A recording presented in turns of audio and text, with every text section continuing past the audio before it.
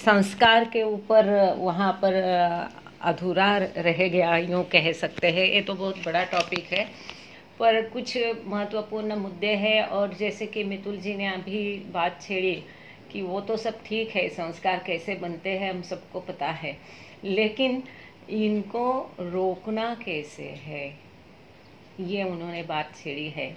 तो पहले तो हम ये उस दिन एक महत्वपूर्ण बात रह गई थी। मैंने शुरू में ही टॉपिक खोला और बाद में उसको टच नहीं कर पाए कि जैसे हम देखते हैं मुख्य दो प्रकार के संस्कार है, जो भौतिक संस्कार है और दूसरे जो है आध्यात्मिक संस्कार है। अब ये आध्यात्मिक संस्कार क्या है?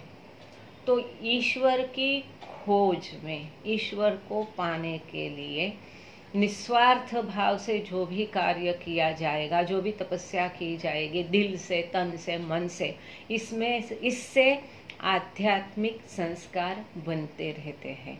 और ये संस्कार भौतिक संस्कारों जैसा कम कभी नहीं होते हैं और नहीं होना भी नहीं चाहिए। ये महत्वपूर्ण बात है यहाँ पर। मितुल जी, शायद इसी में सब सार आ गया जो आपका सवाल था कि ये आध्यात्मिक संस्कार जो है इसको बढ़ते रहना चाहिए, ये बढ़ने चाहिए और ये बढ़ते रहते हैं, ये घटते कभी नहीं है। जैसे कि भौतिक संस्कार बढ़ते हैं, घटते हैं। अब बाबा ने ये कहा था कि जो मंडली के जन है, इनको स्वयं को पता नहीं होता है कि उनका स्थान मंडली में क्या है, वो मंडली में है, उनके भौतिक संस्कार कैसे है, कितने हैं, उनके आध्यात्मिक संस्कार है भी या नहीं है तो कितने हैं। उनके आध्यात्मिक संस्कार काफ़ी ज़्यादा रहते हैं और बाबा ये कहते हैं कि उनके भौतिक संस्कारों को कम करके आध्यात्मिक संस्कार कैसे बढ़ाना है, ये सद्गुरु और अवतार का कार्य होता है। परंतु बाबा कहते हैं ये कार्य इतना जटिल होता है। देखो मजे की बात, ये कार्य बाबा कह रहे मंडली जन को गॉड रियलाइजेशन देना सद्गुरु और अवतार का कर्तव्य होता है और वो करते हैं। परंतु बाबा कहते हैं कि उनको पता भी नहीं होता है, तो उनके आध्यात्मिक संस्कार बरकरार रखते हुए, रादर उनको बढ़ाते हुए, उनके भौतिक संस्कार कम करने का काम इतना कठिन और इतना जटिल होता है। इससे पूरी सृष्टि को एक आध्यात्मिक पुश देना अधिक आसान होता है। तो जो बात आप कह रहे थे कि ये कितना मुश्किल है, तो मुश्किल है लेकिन असंभव नहीं है, है ना। कठिन होगा परंतु अशक्य नहीं है। It's not impossible. It may be difficult but it is not impossible. अब ये बाबा ने पहले ही कहा है, आध्यात्मिकता का पथ जो है इट्स ए बम्पी रोड। ये बहुत कठिनाइयों वाला रास्ता है, उसमें गड्ढे है, पहाड़ है, पत्थर है, कांटे है। ये सरल रास्ता नहीं है, मुश्किलों से भरा रास्ता है। तो ये तो हमें तैयार होना चाहिए उसके लिए, तभी तो हम कुछ उसमें आगे बढ़ जाएंगे। अब ये आध्यात्मिक संस्कार क्या होते हैं? तो कुछ जप तप साधन किया, पर कोई अभिलाषा के साथ नहीं, या गुरु की आज्ञा का पालन करके यदि आपने कुछ कार्य किया है, केवल आज्ञा पालन के लिए किया है, तो उससे भी ये संस्कार बढ़ते हैं। इन शॉर्ट बाबा ने स्वयं ये बताया है कि मुख्य हमने देखा उस दिन कि संस्कार कहाँ से बनते हैं? मन के कारण बनते हैं। मतलब जड़ क्या है? मन है। इसका अर्थ क्या है? मन जाना चाहिए। बाबा कहते हैं माइंड मस्ट गो। अब माइंड मस्ट गो, तो बाबा ने उसके 3 प्रकार बताया है कि मन को कैसा नष्ट कर सकते हैं। उसकी तरफ आने के पहले हमें एक बात और महत्वपूर्ण है जो जानना जरूरी है कि जैसा कि उस दिन मैंने कहा कि संस्कारों का डबल रोल रहता है।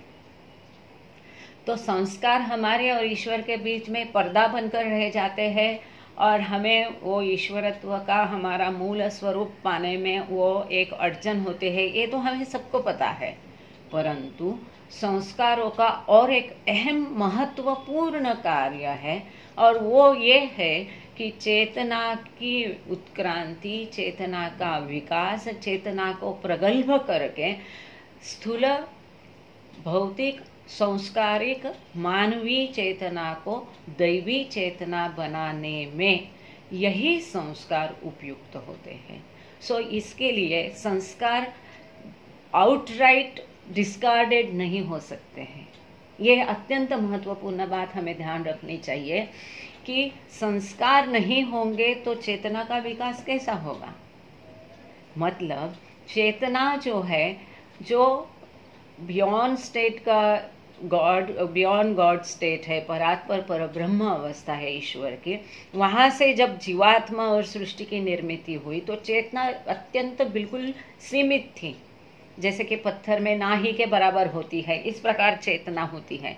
अब इस चेतना को और विकसित और विकसित और विकसित होकर के वो मनुष्य रूप में पूरी विकसित होती है। ये कैसे होता है?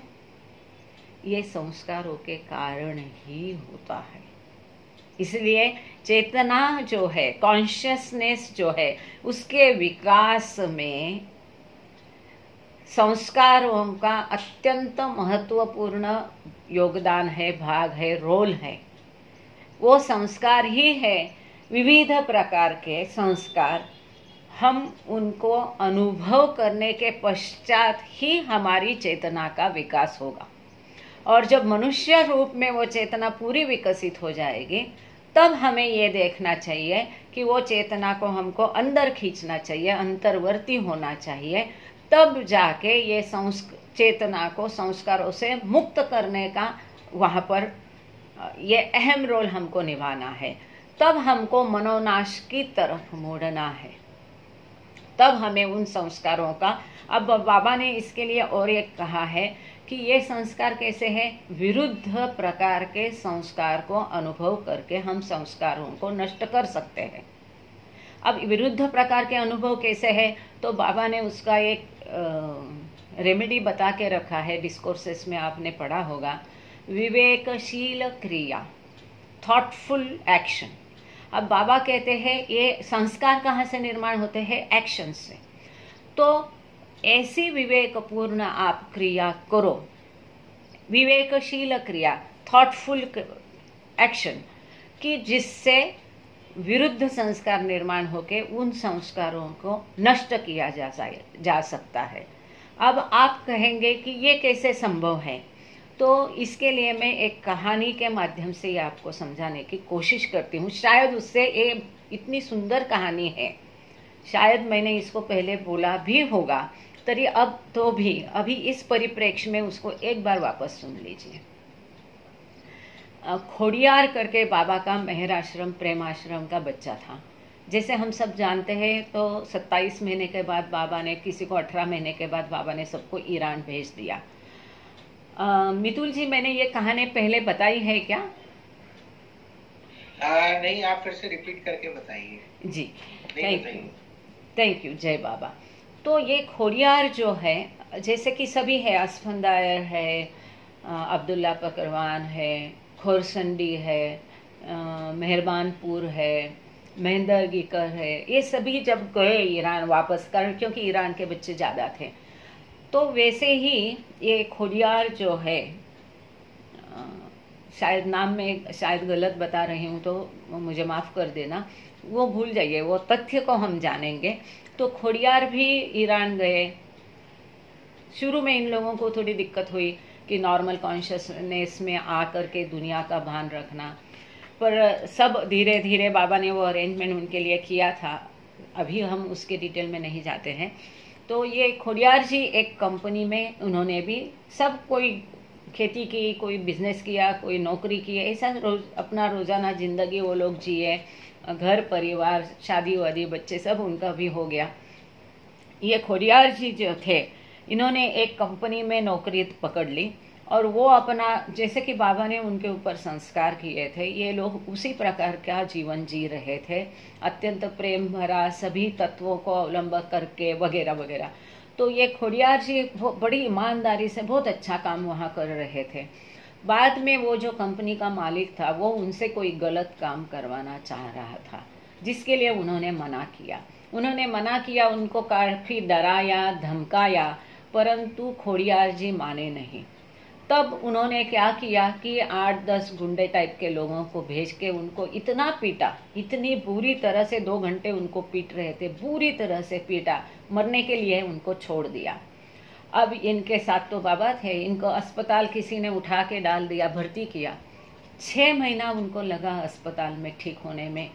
21 या 35 उनको फ्रैक्चर हो गए थे। मतलब वो जीवित रहे ये एक अजूबा था।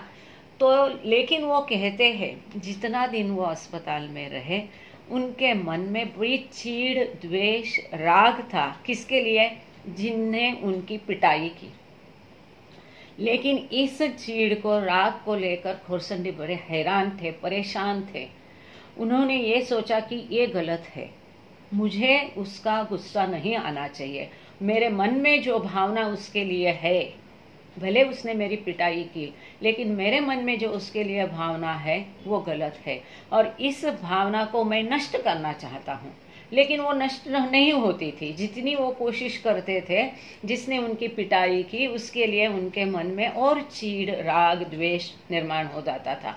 अब इनकी एक ही चिंता रही कि इस राग, द्वेष, चीड़ से उस व्यक्ति के प्रति जिसने पिटाई की, तो ये स्वाभाविक है ना राग आना उसके लिए। लेकिन वो बाबा का बच्चा था ना, उनके स्कूल में पढ़ा हुआ बच्चा था, तालीम कैसी थी उनकी।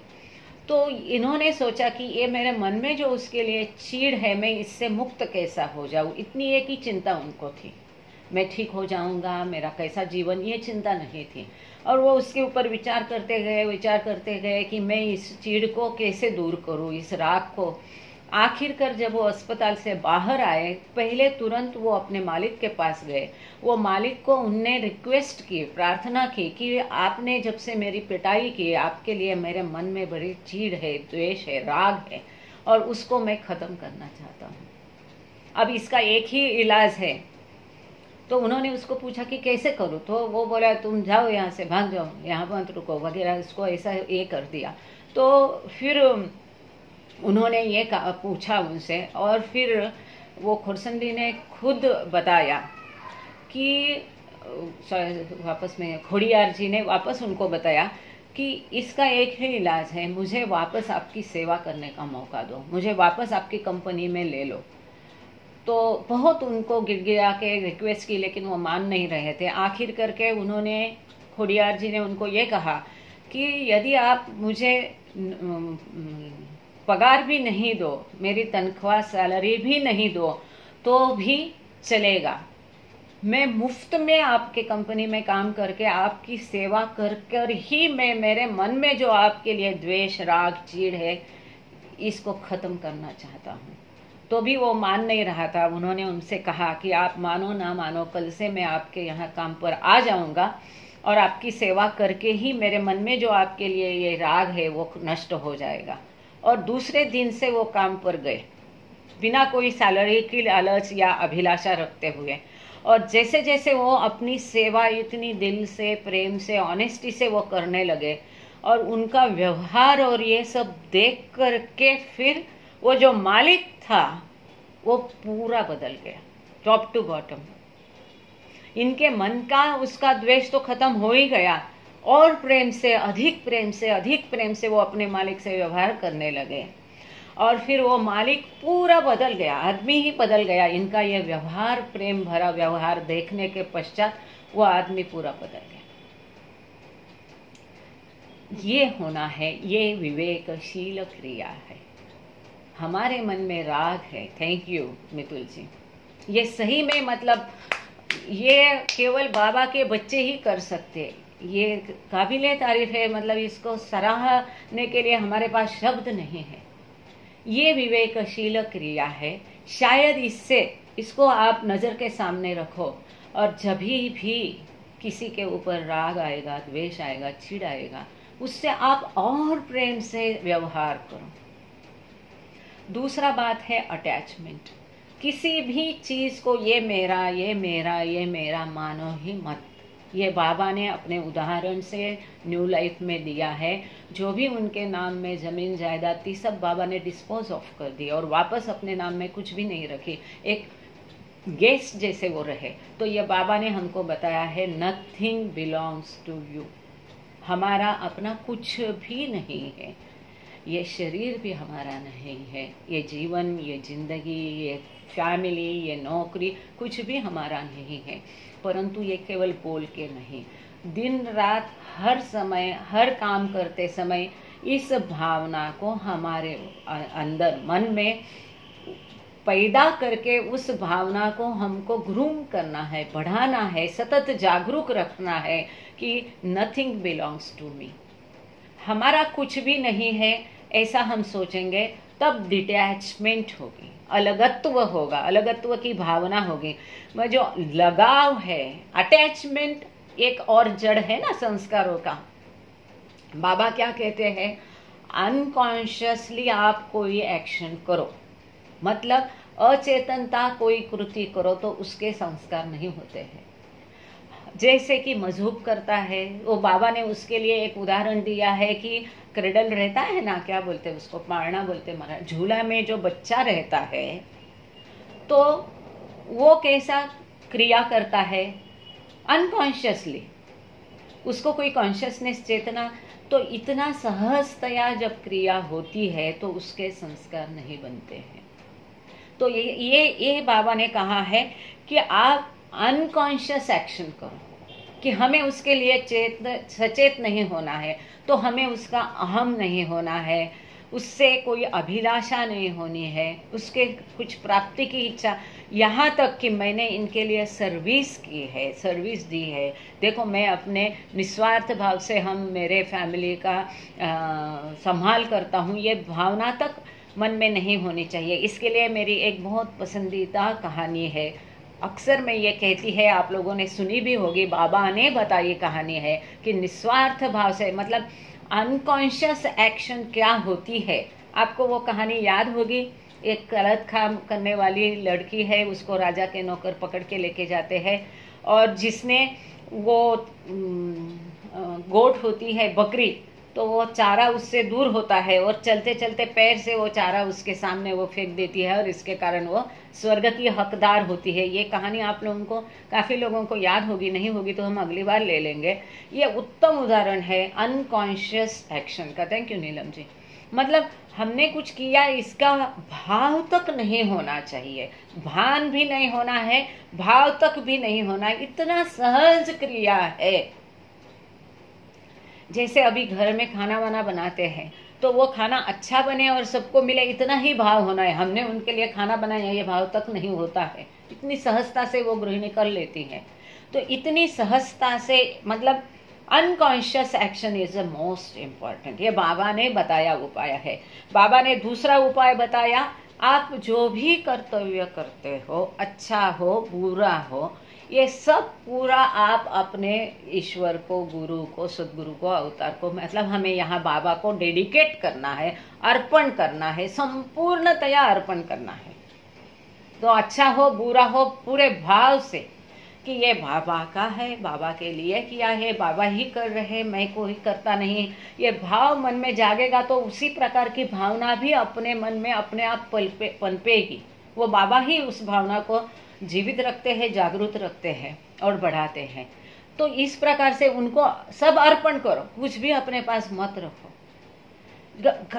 कभी कभी एकदम गलती से हम रोड से जा रहे, इतना सट के गाड़ी गया कि मरने ही वाली थे, लेकिन बाबा ने बचा लिया, जकड़ लिया, ऐसे मानो लोहे के चेन से पकड़ के एकदम स्टैचू कर दिया जगह पे, तो बड़े हादसे से बच गई। तो पहला भाव ये था, अरे बाप रे ये कैसा हुआ, मैं मर सकती थी, मेरा एक्सीडेंट हो सकता था, वो बाबा ने बचा लिया, थैंक यू बाबा। अब दूसरा भाव क्या होता है, अरे ऐसा गाड़ी चलाता है क्या, जा मर जा, आगे जाके पलट ले, तू मुंह पे गिर ले, ऐसे भाव मन में होता है। ऐसे भाव मन में आते ही तुरंत बाबा सॉरी, बाबा के चरणों में उसको डाल दे। पर यह भाव है कि बाप रे बाबा ने मुझे बचाया, ये भाव सही में होना चाहिए। तो ये एक्शन इन एक्शन। और एक मुद्दा है, फिलहाल वो नहीं लेते हैं क्योंकि समय अपने पास कम है, 5 मिनट बचे हैं। तो ये जो विवेकशील क्रिया, एक ध्यान रखिए, आज हम 2 ही मुद्दे लेंगे। अनकॉन्शियस एक्शन कि जिसको हमें पता ही नहीं चले कि हमने कुछ काम अच्छा किया है, ये है। दूसरा है कि उसको ईश्वर को अर्पण कर देना है, सब कुछ उसी का है। We are only the caretaker, हम केवल रखवालदार है। और रखवालदार की भावना भी नहीं होना चाहिए, ये भी नहीं सोचना है कि हम केयर टेकर है। इसीलिए वो बहुत अच्छा उदाहरण हमेशा मुझे तो बहुत पसंद है, वो कैशियर का, बैंक का कैशियर का। वो किस प्रकार से, उसको कोई लालच नहीं रहती है वो पैसे के लिए, उसको टेंशन होता है वो टैली करने का। वो किस प्रकार से डिटैच रहता है, उतना सारा ढेर पड़ा रहता है, उतना सूटकेस भर भर के लोग पैसा लाके जमा करते हैं, पर वो कैसा एकदम डिटैच रहता है, इसके मन में कुछ भी उसके लिए नहीं रहता है। इस प्रकार का भाव होना चाहिए, तर संस्कार कम उत्पन्न होंगे। और बाबा ने और तीसरा प्रकार दिया है, यदि अगर आप सद्गुरु के ऑर्डर से, आज्ञा से कुछ भी करते हो, फिर वो सही काम हो गलत हो, किसी का गला भी अगर काट देते हैं, लेकिन वो केवल और केवल अपनी सद्गुरु की आज्ञा से करते हैं, तो इससे आपको भौतिक संस्कार उत्पन्न नहीं होते हैं। इसलिए जैसे हम देखते हैं मंडली जन क्या बिंदास थे, कई दिनों से यह मन में आशंका थी। एरिच काका बोलो, मनीमाई बोलो, गोहर आंटी बोलो, बहुत प्रैक्टिकल लोग थे। तो बाबा होकर भी बोलेंगे कि बाबा नहीं है, या बाबा ने मुंह छिपाया है तो बाबा का असली नाम वगैरह नहीं बताना है। तो मन में बचपन में शंकाएं पैदा होती, तो ये तो झूठ कहना है या वगैरह वगैरह, ऐसा सब मन में था। तो बाबा ने स्वयं इसका जवाब दिया है कि यदि आप अपनी गुरु की आज्ञा से ऐसा काम करते हैं तो उसका कोई बंधन नहीं है। तो इन शॉर्ट क्या है, मन, सारे संस्कार मन से उत्पन्न है। मन, बाबा बोलते माइंड मस्ट गो, मनोनाश। ये मन कैसा होना है, मौन होना है। बाबा ने मौन किस लिए रखा, यही बताने के लिए हमें अपने मन को मौन रखना है। बाबा कहते जितना आप उसको मौन रखने की कोशिश करो उतना वो उछल जाता है। इसके कई सारे प्रकार, इसके कई सारे तरीके, कई गुरुओं ने अलग अलग बताए हैं, बाबा कहते हैं। लेकिन ये मनोनाश जब होगा, क्योंकि जैसा ईगो ट्रांसफॉर्म होता है ना, अहम का मूलोच्छेद होता है, ये व्यक्तिगत अहम यूनिवर्सल अहम बन जाता है। वैसे मन का ट्रांसफॉर्मेशन नहीं होता है, मन जाना ही चाहिए। जब मन जाएगा मतलब मन का नाश होगा। अब ये व्यवहार में कैसा है, मुमकिन कैसा है, हर क्षण हमको सतर्क रहना है। आप बैंक के कैशियर है, वो पैसा कोई चुरा नहीं ले, गलत नहीं हो, कैसे सतर्क होते हैं। आप रास्ते में चल रहे हैं, किसी गाड़ी के आपको धड़क नहीं लगे, या किसी गाड़ी के नीचे आप नहीं आए, या आप गाड़ी चला रहे तो आपकी गाड़ी के नीचे कोई नहीं आए, इसके लिए आप जितना सतर्क होते हो, इतना सतर्क हर दम, हर सांस के साथ हमें रहना पड़ेगा। ये आसान नहीं पर असंभव नहीं है। हर बार मन में विचार आया, निकाल के फेंको। अब इसका इलाज क्या है, बाबा का नाम लेना, आदत करनी है। आदत करके उसको बढ़ाना है कि हर दम, हर काम के साथ, हर एक्शन के साथ, हर सांस के साथ बाबा का नाम लेते रहो, लेते रहो। तो मनीमाई का है ना, खाता नु बोलता नु जीता नु, वो हर बार हम बाबा का नाम लेते रहेंगे, लेते रहेंगे, लेते रहेंगे, तो वो आदत सी हो जाएगी। हर सांस के साथ उनका नाम लेते जाएंगे तो जो संस्कार है वो दुबले हो जाएंगे, फीके हो जाएंगे। अब नए संस्कार बनना कम हो जाएगा। ये बहुत मददकारी होता है। मतलब मन तो मौन होना ही है। हर क्रिया के साथ हमें ये ध्यान रखना चाहिए, मैं पानी पी रही हूँ तो संस्कार बनेंगे, मैं सो रही हूँ तो सांस ले रही तो भी संस्कार बन रहे हैं। मन को अगर मैंने स्तब्ध भी कर लिया तो भी सांस के साथ भी संस्कार बनते हैं, पर वो कच्चे होते हैं, दुबले होते हैं, उनकी हमें फिक्र नहीं करनी है। बाबा का नाम लेते लेते सांस लेते जाएंगे, छोड़ते जाएंगे तो वो भी कम हो जाएंगे।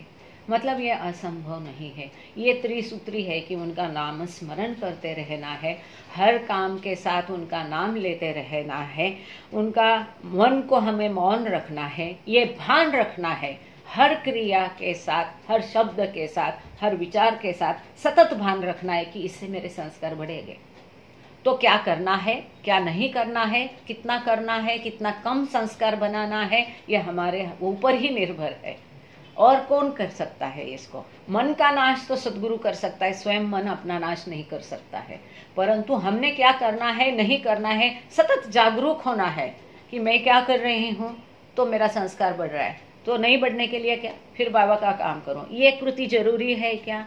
Is it most essential? हम कई सारे संस्कार कम कर सकते हैं और कई सारी कृतियां नहीं करने से, जैसे हमने देखा हमारे पिताजी कभी पिक्चर नहीं गए, नाटक नहीं गए, कहीं घूमने नहीं गए, कभी भी, एंड मिनिमम नेसेसिटीज थी उनकी। तो ये विवेकशील क्रिया हुई कि हम क्या करें, क्या नहीं करें, क्या करने से हमारा संस्कार बढ़ेगा। मेरे ख्याल से मेरा समय समाप्त हो गया है, फिर और कभी इसके ऊपर हम बात करेंगे। अवतार मेहर बाबा की जय। Thank you Baba, thank you Mitul ji, thank you all. जय बाबा, जय बाबा। बहुत अच्छा, बहुत बढ़िया। इसके लिए तो मैं ताली बजाता हूँ सच में। बाबा को, आप बाबा को अर्पण। बिल्कुल एकदम सुलझे उसमें समझाते हैं, बहुत अच्छा लगता है। Thank you. जय कृपा जी। जय बाबा, जय बाबा, जय बाबा। मेहर कृपा जी का बहुत बहुत धन्यवाद। और मैं बहुत